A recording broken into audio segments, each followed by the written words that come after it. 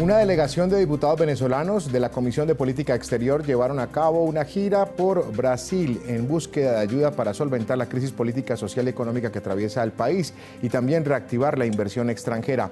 El director de la Comisión, Luis Florido, y el diputado Williams Dávila fueron los encargados de viajar al país.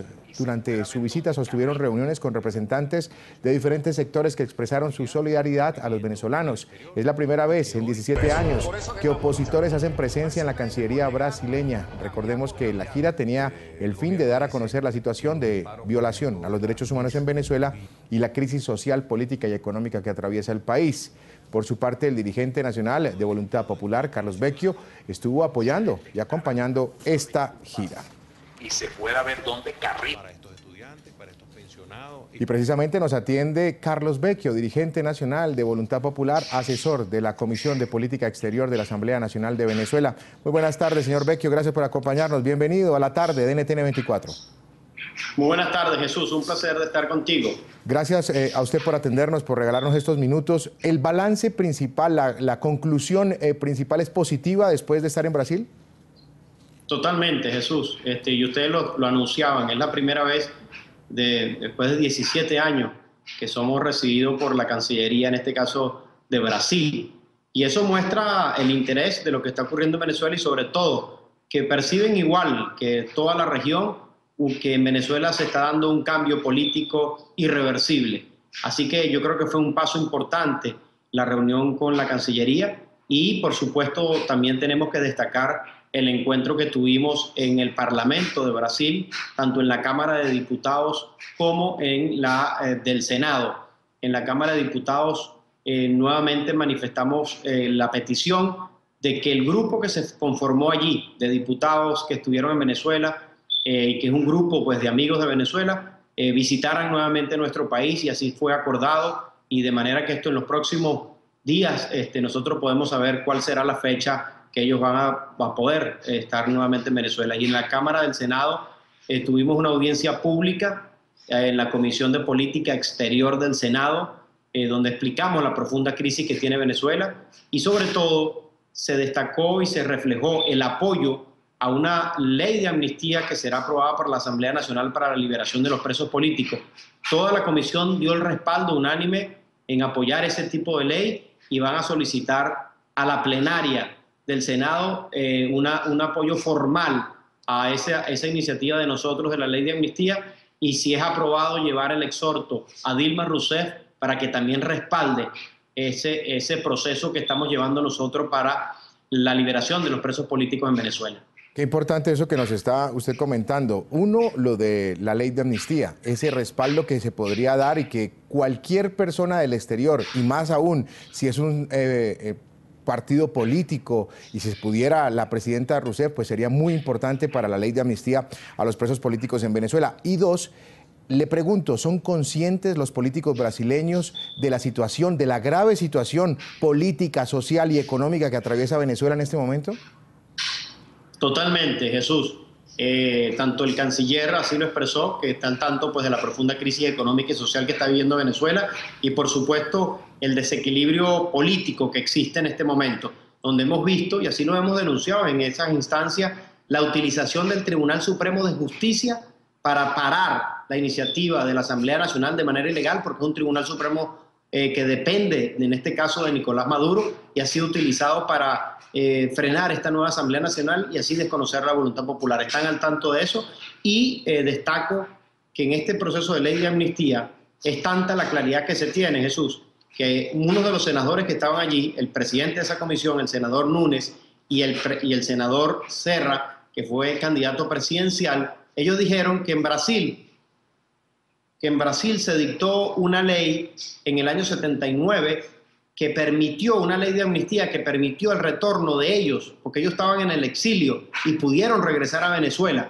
a su país, perdón, a Brasil en este caso, y fue el inicio del reencuentro de los brasileños y también el primer paso para dar cabida nuevamente a la democracia. Yo les decía a esos senadores que lo que ellos habían vivido 40 años lo estaba viviendo yo en este momento, que estoy en el exilio, pero lo dramático era que en pleno siglo XXI teníamos un gobierno que se había instalado en Venezuela que perseguía políticamente y que eso era lo peligroso de lo que estaba pasando en la región. Y por eso por unanimidad. Los brasileños, los senadores, ahí respaldaron esta iniciativa de la ley de amnistía porque saben lo que significa, que es lo que nosotros buscamos, que es el reencuentro de los venezolanos y que sea el primer paso para que nosotros podamos restablecer la democracia en nuestro país. ¿Usted cree, Carlos, que Brasil puede ayudar de alguna manera, tiene cómo hacerlo para solventar y ayudar un poco el tema político, social, económico de Venezuela? ¿Hay alguna manera directa, clara, que ustedes puedan expresarle al gobierno brasileño para que se pueda agilizar esa ayuda?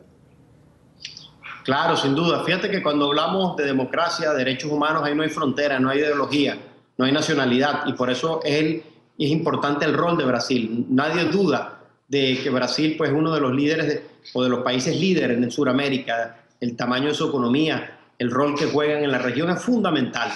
Y en este tipo de procesos de democracia y derechos humanos, pues ellos tienen que levantar la voz más firme. Y eso fue lo que le planteamos, que tienen que hablar mucho más claro y más firme en la región y que nosotros podamos contener o tener la ayuda de Brasil para acompañar el proceso venezolano. Y lo destacamos en varias instancias, no solo con el respaldo del Parlamento de Brasil, con lo que ellos se han comprometido de visitar y de respaldar la ley de amnistía, sino también haciendo el exhorto al Ejecutivo, pero también levantando su voz en los organismos internacionales de los cuales forma parte Brasil, y ahí me estoy refiriendo a la OEA, a Mercosur y también a UNASUR, que todos estos organismos tienen cláusulas democráticas y que en Venezuela se están violando, se están dejando a un lado esas cláusulas democráticas y que ellos deben persuadir a Brasil para que en esos organismos ellos levanten la voz a favor de la democracia y los derechos humanos y contribuyan de esta manera para que nosotros tengamos una construcción de una salida de la crisis en Venezuela por un mecanismo constitucional y sobre todo donde podamos restablecer la convivencia democrática. Así que Brasil tiene un rol estelar en este momento y eso se lo dejamos saber.